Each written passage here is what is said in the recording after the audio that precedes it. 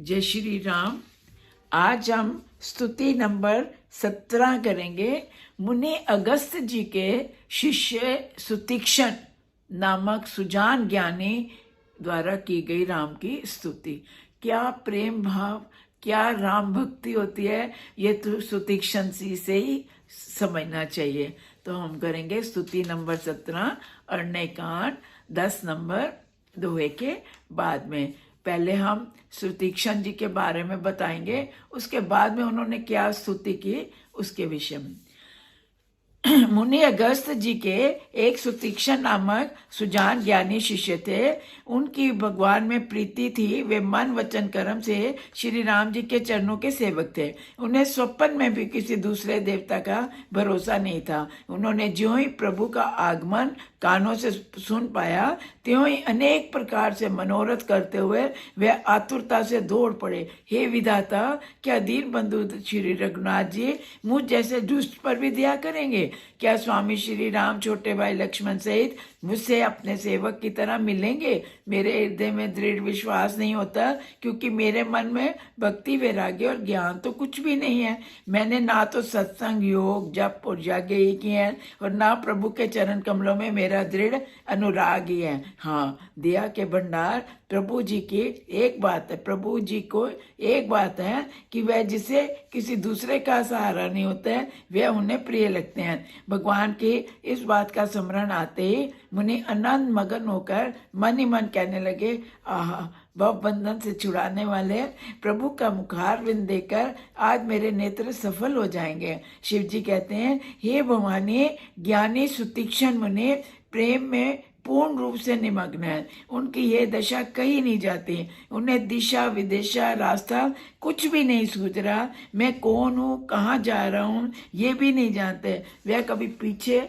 घूमकर फिर आगे चलने लगते हैं, कभी प्रभु के गुण गा गा कर नाचने लगते हैं। मुनि के प्रगाढ़ प्रेम भक्ति प्राप्त कर ले प्रभु श्री राम जी वृक्ष की आड़ में छिपकर भगत की प्रेम उन्मत्त दशा देख रहे थे। मुनि का अत्यंत प्रेम देखकर भवभय को हरने वाले श्री रघुनाथ जी मुनि के हृदय में प्रकट हो गए। हृदय में प्रभु का दर्शन पाकर मुनि बीच रास्ते में अचल स्थिर होकर बैठ गए। उनका शरीर रोमांच से कटल के फल के समान हो गया। तब श्री रघुनाथ जी ने उनके पास चले आए और अपने भक्त की प्रेम दशा देखकर मन में बहुत प्रसन्न हुए। श्री राम जी ने मुनि को बहुत बार जगाया, पर मुनि नहीं जागे, क्योंकि उन्हें प्रभु के ध्यान का सुख प्राप्त हो रहा था। तब श्री राम जी ने अपने राज रूप को छिपा लिया और उनके हृदय में अपना चतुर्भुज रूप प्रकट किया। तब मुनि ने कैसे व्याकुल होकर उठे, जैसे सर्प मणि के बिना व्याकुल हो जाता है। मुनि ने अपने सामने सीता जी और लक्ष्मण सहित श्याम सुंदर विग्रह सुखधाम श्री राम जी को देखा। प्रेम में मगन हुए वे बड़भागी मुनि लाठी की तरह गिरकर श्री रामचंद्र जी के चरणों से लग गए। श्री राम जी ने अपनी विशाल भुजाओं में पकड़कर उन्हें उठा लिया और बड़े प्रेम से उन्हें गले लगा लिया। कृपालु श्री राम जी मुनि से मिलते हुए ऐसे सुशोभित हो रहे हैं, मानो सोने के वृक्ष से तमाल का वृक्ष गले लग रहा हो। मुनि टकटकी लगाकर श्री राम जी का मुख दे रहे हैं, और मानो चित्र लिखकर बनाए गए हों। देख, इसको कहते हैं प्रभु भक्ति। कुछ भी समझ नहीं आता सिवाय प्रभु के। तब मुनि ने हृदय में धीरे धरकर बार बार चरणों का स्पर्श किया और फिर प्रभु जी को आश्रम में लाकर उनकी अनेक प्रकार से पूजा की और स्तुति की। अब क्या स्तुति करते हैं सुतीक्षण जी, वो बोलेंगे। कै मुनि प्रभु बिनती मोरी, अस्तुति करो कवन विधि तोर। कै विधि प्रभु बिनती मोरी, अस्तुति करो कवन विधि तोरी। मैं मामित मोर मति थोरी, रवि सन्मुख खद्योत हंजोरी। श्याम ताम रस दाम शरीरम, जटा मुकुट परिधन मुनि चीरम। पाणि चाप शर कटि तूरीणम, नौमि निरंतर श्री रघुवीरम। मोह विपन घन दहन कृशानु, संत सरोरु कानन बानु। निश्चर कर भरूत मृग राजा, त्रातु सदानो भव खग बाजा।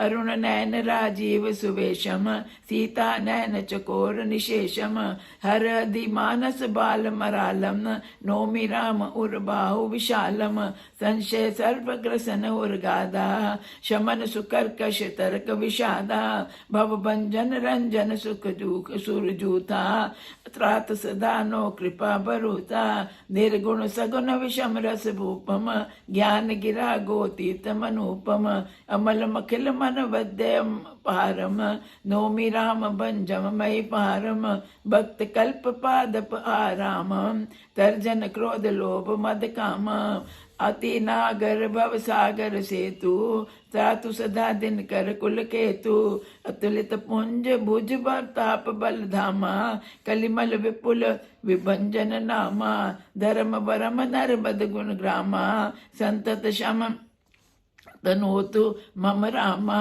जदपि विरज व्यापक अविनाशी सबके हृदय निरंतर वासी तदपि अनुज श्री सहित खरारी बसत मनस मन कानन चारी जे जाने ते जानो स्वामी सगुन अगन उर अंतरयामी जो कोमल पति राजीव नैना करो सुराम हृदय मम ऐना अस अभिमान जाए जन बोरे मैं सेवक रघुपति पति तो मोरे सुन मुनि वचन राम मन भाए भोर हर्ष मुनि बरोर लाए परम प्रसन्न जान मुनि मोही सो बर मांग्यो देव सुतोही मुनि बर के मैं बर कबो न जाचा समझ न परे झूठ का साचा तुम्हें नीक लागे रघुराई सो मोहि देव दास सुखदाई अविरल भक्ति विरत विज्ञाना हो सकल गुण ज्ञान निदाना प्रभु जो दीन जो बर मैं पावा अब सो देव मोहे जो भावा